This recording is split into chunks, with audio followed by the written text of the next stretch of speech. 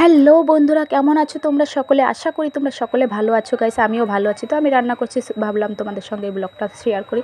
তো এই ব্লগটা আমি তোমাদের জন্য বানাচ্ছি, পুরো ভিডিওটা জরুর দেখো। আর ভিডিওটা দেখা হলে ভালো লাগলে কমেন্ট করে বলো, ভালো না লাগলেও কমেন্ট করে বলো। তো আমি বানিয়ে নিচ্ছি বড়ি, যেটা উড়দ ডালের বড়ি হয়।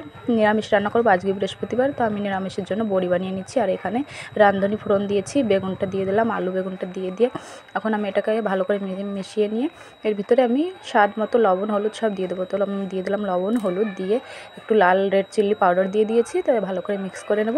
মিক্স করে এখন আমি এটা ভালো করে কষিয়ে নিয়ে এতে কটা কাঁচা লঙ্কাও দিয়ে দেবো, দিয়ে একটু ঢেকে রাখবো।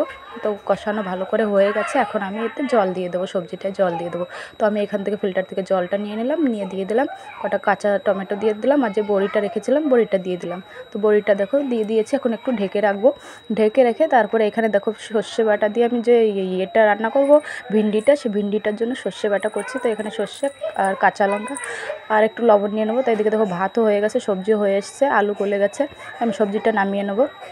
সবজিটা নামিয়ে নিয়ে গাইস আমি এখন কড়াইটা একটু খালি জল দিয়ে ধুয়ে নিয়ে একটু তেল দিয়ে এখানে পাঁচফোড়ন দিয়ে দেবো। পাঁচফোড়ন দিয়ে ভিন্ডি আর সর্ষে বাটার যে সবজিটা রান্না করবো সেই সবজির জন্য ভিন্ডিটা দিয়ে দিয়েছি। একটু স্বাদ মতন লবণ হলুদ দিয়ে একটুখানি জল দিয়ে ঢেকে রাখবো। ঢেকে রেখে এখানে আমি সেই সর্ষে বাটাটা ভালো করে বেটে নেবো। সর্ষেটা বেটে নিয়ে এখানে ঢাকা দিয়ে রেখেছিলাম, সবজিটা হয়ে এসছে। তো আমি সর্ষে বাটাটা দিয়ে দিয়েছি, একটু ঢাকা দিয়েছিলাম। এবার উপর থেকে একটু কাঁচা তেল দিয়ে ভালো করে নেড়ে একটু ঢাকা দিয়ে তারপর আমি নামিয়ে নেবো। তো দেখো নামিয়ে নিয়েছি, হয়ে গেছে সর্ষে বাটাটা। এবার আমি খালি জল দিয়ে আবার করে এটা ধুয়ে একটুখানি তেল দিয়ে, তেলটা গরম হয়ে গেছে, সর্ষে ফোড়ন টমেটোটা দিয়ে দেবো। টমেটোটা দিয়ে দিয়েছি, একটু ঢাকা দেবো। তো ঢাকা দিয়ে দেখছি টমেটোটা গলে এসছে। তো এখন আমি এখানে লবণ আর হলুদটা পরিমাণ হিসাবে দিয়ে দেবো। তো দিয়ে দিয়েছি, এখন আমি ভালো করে মিশিয়ে নিয়ে এখন ঢেকে রেখেছি। এখানে আমার মেয়ে খাচ্ছে, ওর টিউশন যাবে। এদিকে আমার রান্না হচ্ছে, এদিকে ও খেতে বসে গেছে, কারণ ওকে যেতে হবে টিউশন, ওর লেট হচ্ছে। তো ওকে খেতে দিয়ে দিয়েছি। টমেটো চাটনিটা কমপ্লিট হয়ে গেছে, রান্না দেখতে পাচ্ছ। তো গাইস আমার রান্নাও কমপ্লিট হয়ে গেছে। আর এদিকে আমার হাজব্যান্ড বি চলে এসছে। তো দেখো রান্না হয়ে গেছে, আর আমার কিচেনটা আমি পুরো পরিষ্কার করে নিয়েছি। সো চলো এখন খেয়ে নেওয়া যাক। সো গাইজ তোমরা সবাই ভিডিওটা দেখছো, তার জন্য অনেক অনেক ধন্যবাদ তোমাদের সকলকে।